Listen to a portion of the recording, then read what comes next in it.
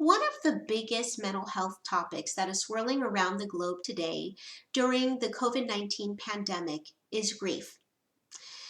Now, many people oftentimes assign grief to those that are experiencing the death of a loved one, when in actuality, grief shows up in many different ways throughout the developmental lifespan.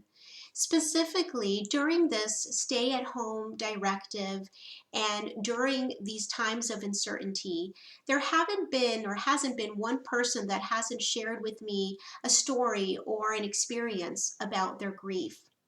It's important to know that grief is not linear. It shows up with many different conflicting emotions in many different ways and in any order. Elizabeth Kubler-Ross, who was a pioneer in the study of grief theory, developed the original five-stage model that we continue to use today. Denial is one of the stages of grief.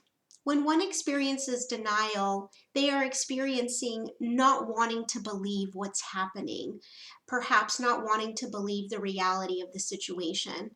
We may have seen this in relation to our current times by people perhaps not social distancing, or maybe it taking some time for people to get on the same page as far as following the guidelines of social distancing and taking all the necessary precautions, because maybe people didn't want to believe or had a hard time believing this was really happening to them.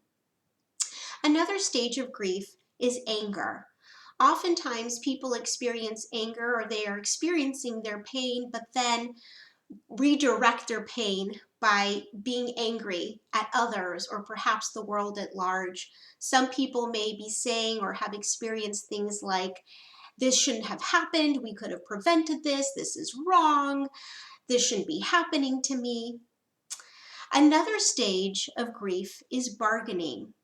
When people experience the stage of bargaining, it's really a line of defense against experiencing one's emotions and vulnerability.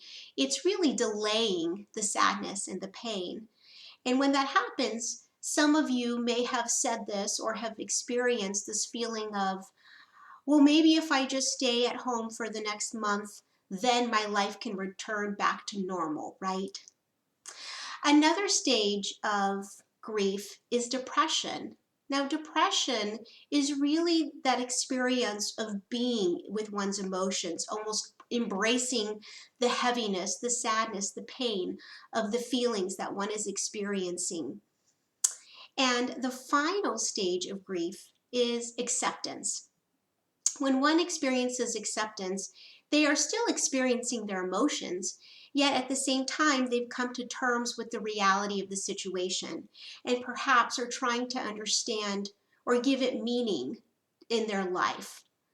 So these are the five stages of grief, and it's important to reiterate that all these stages can occur in no particular order. In fact, many have shared with me that sometimes they find themselves waking up in the morning and feeling in disbelief, almost in a state of shock that they had had a bad dream. And some of those emotions then shift moments later or hours later to feelings of despair or sadness or tearfulness. And that, again, those emotions turn into a lot of other emotions or stages throughout the day. And if that is happening, I want to assure you that these are all very normal and healthy feelings to have. Now, as humans, we need each other to survive. I always say humans need humans to survive. And in these unprecedented times, the idea that now burials are taking place without funerals, or when people feel sadness and we want to lean over to give them a hug, we can't. We cannot touch others.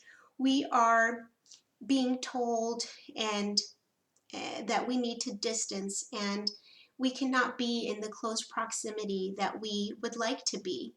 And this is all contrary to our understanding of what it means to be a human.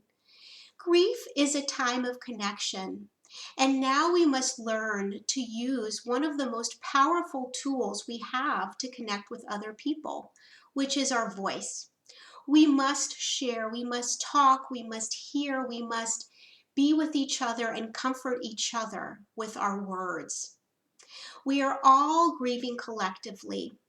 People are feeling a loss of identity, a loss of time, a loss of safety, a loss of normalcy. Mental health issues are continuing to be on the rise today, and we need people are wanting to feel connected more than ever. And I encourage you all to call or video chat a friend, a colleague, a distant relative, somebody in your life that you know well and perhaps that you don't know well at all, and to be able to ask them how they're doing, to share stories, to share your grief, but also hear the grief of others. It's also, I always encourage people to write and journal, because this is also can be a very cathartic experience.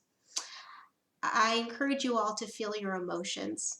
Giving those feelings a name and speaking to it, it's all part of our healing journey.